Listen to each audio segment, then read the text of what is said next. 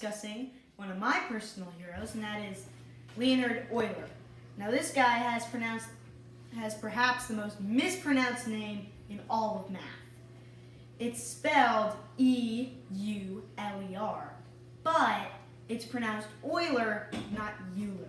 Also, his name is spelled Leonhard, but it's pronounced Leonhard. Why? He's Swiss.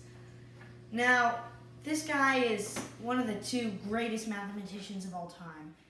Between him and Gauss, I'd have to choose him. Now, this man solved a lot of problems. He was a problem solver. He goes all over and he builds completely new areas of math, straight out of the ground.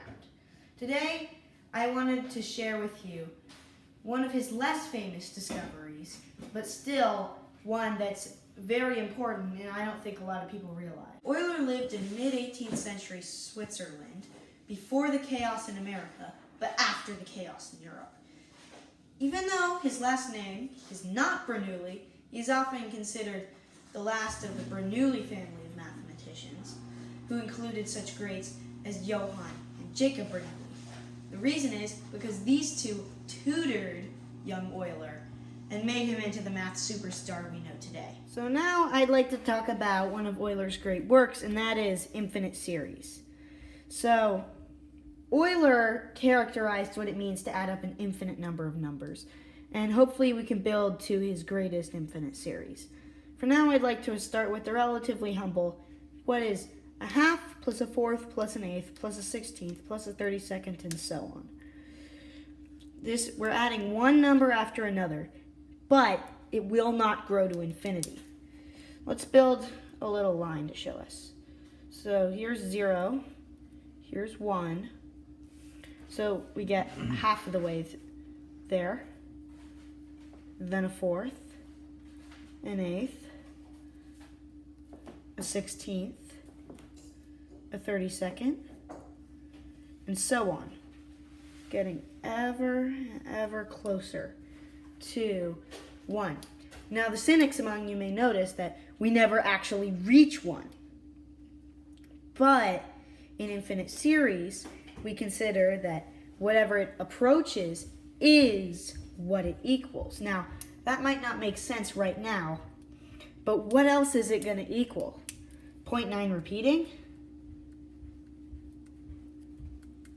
That makes no sense. So you may have noticed that the above sum does actually converge to one value. It goes a half, a fourth, an eighth. We get closer and closer and closer and closer, such that in the limit, see I'm using the language of calculus here, we get closer and we actually get that. That's why we say that this sum equals 1 instead of just gets closer to 1. Now, there are two kinds of sums. Convergent sums, like this guy, and divergent sums, like 1 plus 2 plus 3 plus 4 plus... that go on forever, but they don't hit any specific values like 1 or 2 or 5 or 9 or whatever. These go to infinity because there's 1, there's 2, there's 3, there's 4, and it goes on. It just gets bigger and bigger and bigger. He never actually hits anything. What about the tricky sum, a half plus a third plus a fourth plus a fifth plus da-da-da? You might think that because the terms get smaller and smaller, we would get closer and closer and closer. But it actually turns out that we again get infinity. So now I would like to ask you about one particularly tricky sum, and this is the sum that Euler solved. What do you think this sum is? 1 plus a fourth plus a ninth plus a 16th plus a 25th. Now the numbers here aren't random. These numbers are the reciprocals of the square numbers, the numbers that you get when you square the integers. 1 is 1 over 1 squared, a fourth is 1 over 2 squared, 1 over 3 squared, 1 over 4 squared, da da da. What do you get? Take a moment to pause and ponder. Hopefully you've paused and pondered this for a while. Now the calculator is covering up the answer. Drum roll, please. Ta-da! It's pi squared divided by 6. Now, for those of you who have never seen pi outside of anything but school math before, this is a shocker.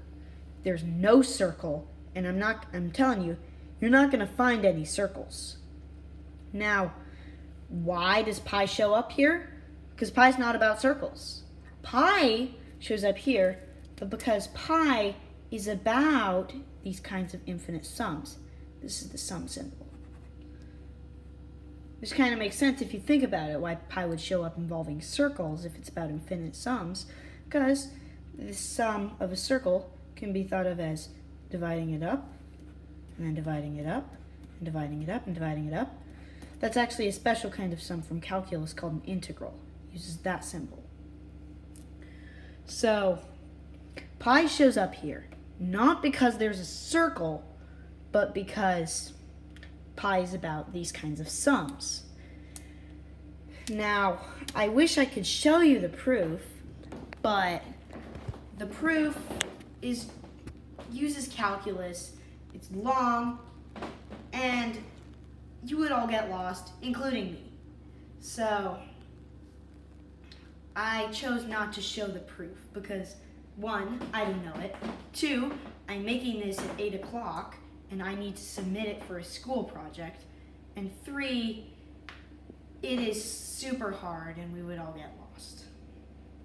Thanks for watching and hope you watch the next videos.